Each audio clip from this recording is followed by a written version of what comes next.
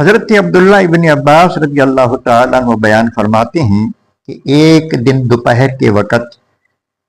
میں سویا ہوا تھا، میں نے خواب میں دیکھا کہ نبی کریم رؤوف الرحیم صلی اللہ علیہ وآلہ وسلم تشریف لا رہے ہیں، اور آپ کے سر مبارک پر اور آپ کی داڑھی مبارک پر گرد و غبار پڑا ہوا ہے، اور آپ کے ہاتھ میں ایک شیشی ہے جس میں خون ہے۔ میں نے عرض کی کہ یا رسول اللہ، میرے ماں باپ آپ پر قربان ہوں، یہ کیا ہے؟ تو نبی کریم رؤوف الرحیم صلی اللہ علیہ وآلہ وسلم نے ارشاد فرمایا کہ میں حضرت امام حسین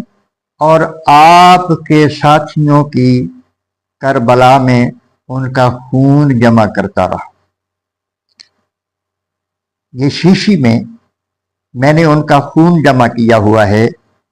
میں ابھی وہاں سے آ رہا ہوں۔ یہ حدیث پاک مشکات شریف میں بھی ہے اور دلائل نبوت میں بھی ہے، اور امام احمد نے بھی اس کو روایت کیا ہے۔ گویا نبی کریم رؤوف الرحیم صلی اللہ علیہ وآلہ وسلم